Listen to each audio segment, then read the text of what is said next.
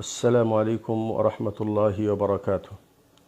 الحمد لله رب العالمين والعاقبة للمتقين والصلاة والسلام على أشرف الأنبياء والمرسلين نبينا محمد وعلى آله وأصحابه أجمعين أما بعد. সম্মানিত দিনী ভাইরা, আজকের লাইভটি একটি প্রতিবাদমূলক লাইভ। ইতিমধ্যেই আপনারা অবগত হয়েছেন যে আমাদের প্রাণপ্রিয় সম্মানিত শেখ, বড় ভাই, সবার সুপরিচিত, নির্ভীক এবং বলিষ্ঠ কণ্ঠধারী দায়ী ইলাল্লাহ এবং প্রত্যেক সহি আকিদার অনুসারীদের অন্তরের স্পন্দন এবং ভালোবাসার মানুষ সম্মানিত শেখ মোহতারাম আব্দুর বিন ইউসুফ, তিনি আজকে অর্থাৎ 14/2/2021 তারিখে রোজ রবিবার ইসলামবাজার মল্লিকপুর ফেন্সুগঞ্জ সিলেটে অবস্থিত আল ফুরকান মসজিদ থেকে জহরে সালাত আদায় করে বের হওয়ার পথে শাইখের গাড়িতে মোটরসাইকেল নিয়ে দাঁড়িয়ে থাকা একদল সন্ত্রাসী যুবক আক্রমণ চালায়। আক্রমণের সময় তাদের হাতে লাঠি ছোটা ছিল। তাদের আক্রমণে শাইখের গাড়ির সব কাঁচ ভেঙে যায়। শাইখের পাশে অবস্থিত রিপন ভাই সহ কয়েকজন দিনী ভাই রক্তাক্ত হন। শাইখের বাম হাতের কনুইয়ের নিচে বাঁশ জাতীয় লাঠি দ্বারা আঘাতপ্রাপ্ত হয়েছে এবং স্থানীয় সূত্রে জানা গেছে যে ফুলতলি পীর সাহেবের অনুসারীগণ কয়েকজন যুবক মোটরসাইকেল যোগে এসে আচমকা এই ঘটনা ঘটায়। সম্মানিত দিনী ভাই, আমরা আজকের এই ঘটনাটাকে অত্যন্ত দুঃখের সাথে ভারাক্রান্ত মনে আমরা এটার প্রতিবাদ জানাই এবং আমরা এই ঘটনার তীব্র প্রতিবাদ ও নিন্দা জানিয়ে প্রশাসনকে এ ব্যাপারে দ্রুত ব্যবস্থা গ্রহণের জন্য জোর দাবি জানাচ্ছি। সম্মানিত দিনী ভাই, আজকের এই ঘটনা যেমন নাকি আমাদের অন্তরকে ব্যথিত করেছে, মর্মাহত করেছে, কিন্তু এই ধরনের ঘটনা ইতিপূর্বেও ঘটেছে এবং পরেও ঘটতে পারে।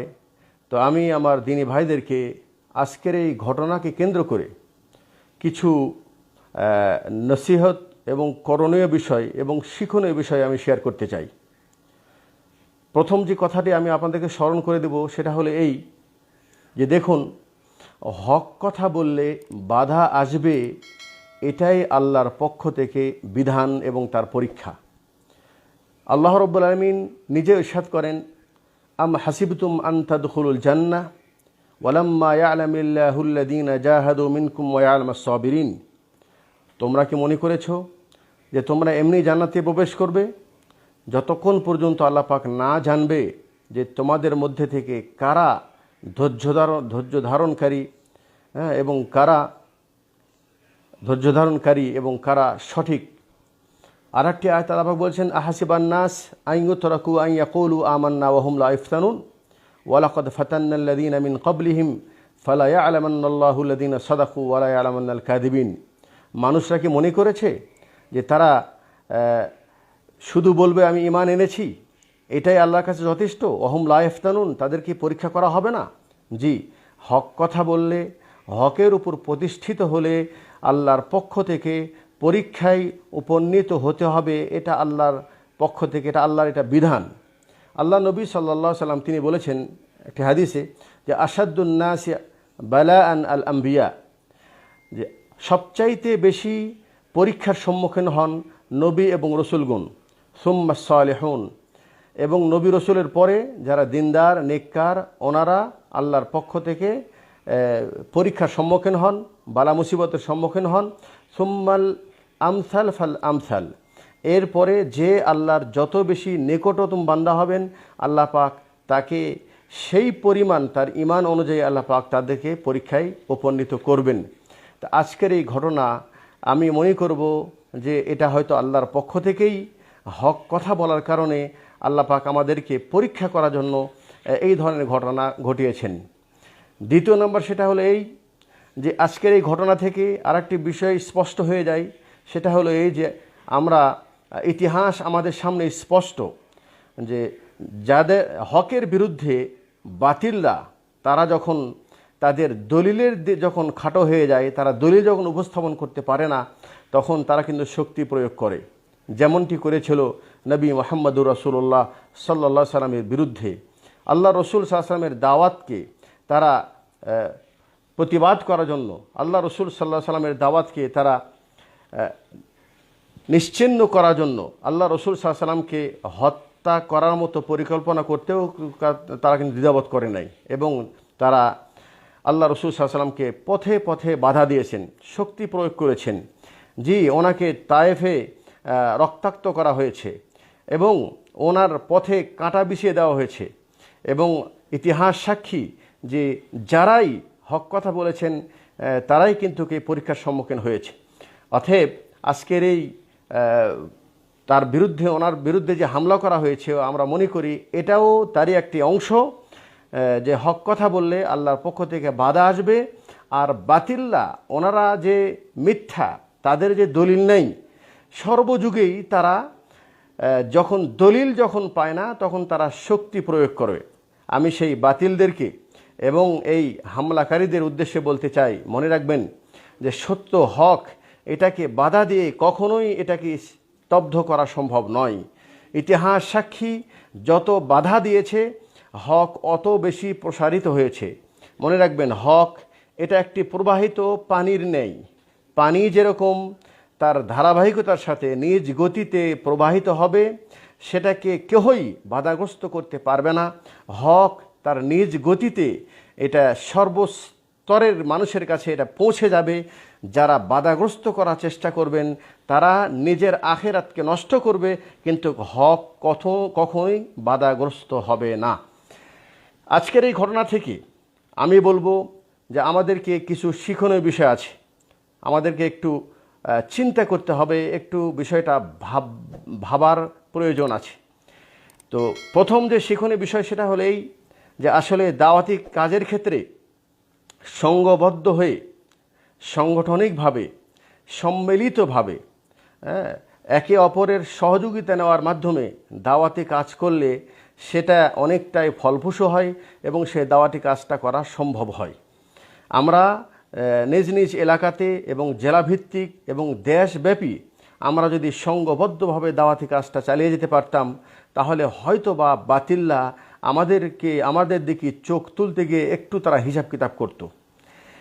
আর একটি কথা বলবো, সেটা হলেই যে দাওয়াতের ক্ষেত্রে আজকের এই ঘটনা থেকে আমাদেরকে আরেকটি শিক্ষা নিতে হবে, সেটা হলেই যে দাওয়াতের ক্ষেত্রে প্ল্যাটফর্ম আলাদা থাকতেও পারে, কিন্তু যখন আমরা মাঠে ময়দানে দাওয়াতি কাজ করব, তখন আমরা একে অপরের কাছে এসে কাঁধে কাঁধ মিলে আমরা তাআওয়ানু আলাল বিররি ওয়াত তাকওয়া, তোমরা ভালো কাজে এবং সৎ কাজে একে অপরের সহযোগিতা করো।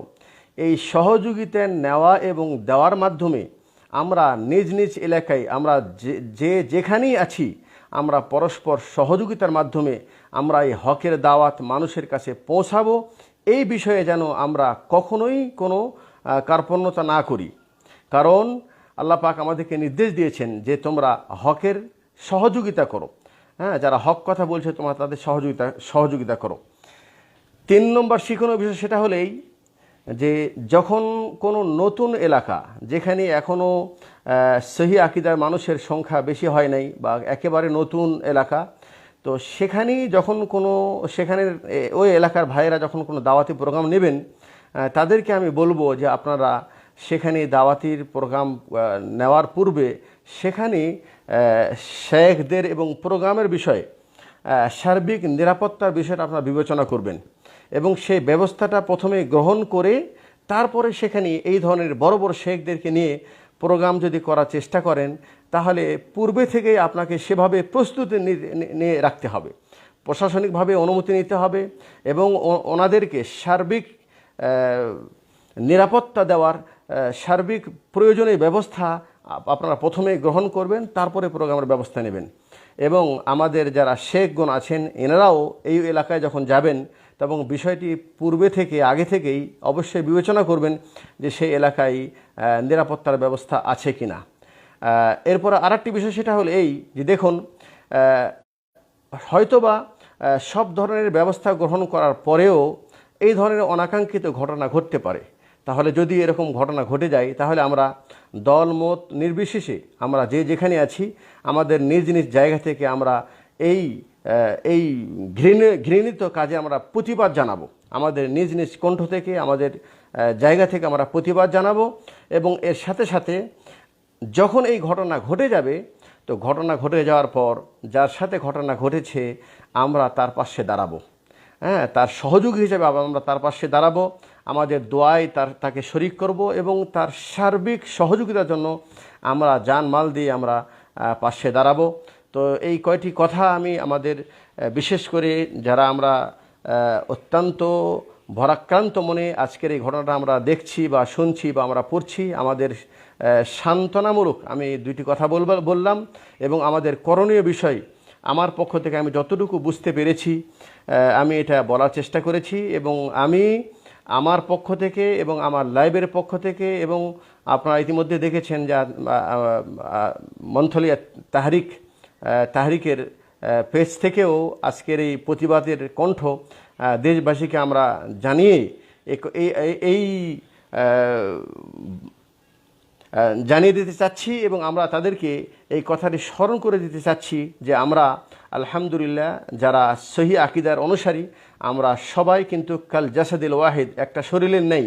ইদাস্তাকা মিনহু উযবুন তাদাআ লাহু সাইরু জাসাদিহি, শরীরের কোনো এক অংশে যদি ব্যথাপ্রাপ্ত হয় তাহলে আল্লাহ রাসূল সাল্লাল্লাহু আলাইহি ওয়াসাল্লাম বলছেন মুমিনদের উদাহরণ যে সেই ব্যথায় যেন সমস্ত শরীর ব্যথিত হয়, এটাই কিন্তু মুমিনদের কাজ। তো আজকের এই ঘটনায় আমরা প্রত্যেকেই ব্যথায় ব্যথিত হয়েছি এবং আমাদের জায়গা থেকে এটার প্রতিবাদ করছি এবং শেখের আমরা দীর্ঘায়ু কামনা করছি এবং শেখের সুস্থতার জন্য দোয়া করছি এবং আল্লাহর কাছে শেখের জন্য উত্তম প্রতিদানের দোয়া করছি। এবং আমরা বিশ্বাস করব যে ইনশাআল্লাহ শেখ যে আজকে সামান্য একটু বাধাগ্রস্ত হয়েছেন, এই বাধার মাধ্যমে যেমন নাকি আল্লাহ পাক ওনাকে এই দুনিয়ায় আরও বেশি মর্যাদা বৃদ্ধি করে দেবেন এবং তার এই বাধাটা তাকে ইনশাআল্লাহ কিয়ামতের দিন আল্লাহ পাক তার মর্যাদাকে আরও বেশি বাড়িয়ে দেবেন। আল্লাহ রাব্বুল আলামিন আমাদের প্রত্যেক দায়ীকে আল্লাহ পাক যেন দাওয়াতের কাজে যেন নিরাপত্তার সাথে এবং জানমালের হেফাজতের সাথে আল্লাহ যেন আমাদেরকে দাওয়াতে কাজ করা তৌফিক দান করে এবং আমরা যারা অল্প সংখ্যক হকপন্থী ভাই আমরা বিভিন্ন দেশের প্রান্তে আছি, আল্লাহ পাক যেন আমাদেরকে এই হক বুঝে হকের উপর অটল থাকার তৌফিক দান করে এবং আমরা নিজ নিজ জায়গা থেকে এই হকের দাওয়াত যেন বিশ্বের প্রত্যেকটি জায়গায় আনাচে কানা যেন পৌঁছাতে পারি, এই দোয়া আল্লাহর কাছে চাইব। পরিশেষে আল্লাহকে বলবো, আল্লাহ রব্বানা লা তাহমিল আলাইনা ইসরান কামা হামালতাহু আলাল্লাযীনা মিন ক্বাবলিনা রব্বানা ওয়ালা তুহাম্মিলনা মা লা তাকাতা লানা বিহি। আয় আল্লাহ, আমাদের পূর্বের মানুষদের উপর, আয় আল্লাহ মোমেনদের উপর তুমি যেরকম বড় বড় কঠিন পরীক্ষা দিয়েছো, আল্লাহ তুমি আমাদেরকে এত বড় কঠিন পরীক্ষা তুমি আমাদেরকে দিও না। আয় আল্লাহ, তুমি আমাদেরকে এত বড় পরীক্ষা দিও না যে পরীক্ষা আমরা সহ্য করার মতো আমাদের ক্ষমতা নাই। আয় আল্লাহ, তুমি আমাদেরকে দ্বীনের কাজে কবুল করে নাও। হায় আল্লাহ, তুমি আমাদেরকে দাওয়াতি কাজ বেশি থেকে বেশি করার তৌফিক দান করো। আর আল্লাহ, আমাদের যারা শেখগণ আছেন, যারা আলহামদুলিল্লাহ এই দাওয়াতি কাজে যারা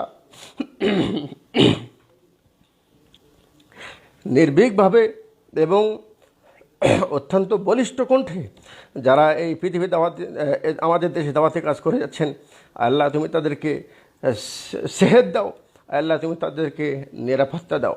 বিশেষ করে আমাদের মোহতারম আমির জামাত ডক্টর প্রফেসর মোহাম্মদ আসাদুল্লাহ গালেব, তিনি ইতিপূর্বেই কিছুদিন অসুস্থ ছিলেন, আল্লাহ পাক যেন তাকে সুস্থতা দান করেন এবং আমাদের যারা দিনী হকপন্থী দায়ী যারা আছেন যে যেখানেই আছি, আল্লাহ পাক আমাদেরকে যেন সুস্থ রাখেন এবং বলিষ্ঠ কণ্ঠের সাথে দাওয়াতি কাজ করার তৌফিক দান করে। আল্লাহ পাক আমাদের সবাইকে দিনের জন্য কবুল করুক। ওয়া আখির দাওয়ানা আলহামদুলিল্লাহি রাব্বিল আলামিন। ওয়াসসালামু আলাইকুম ওয়া রাহমাতুল্লাহি ওয়া বারাকাতুহু।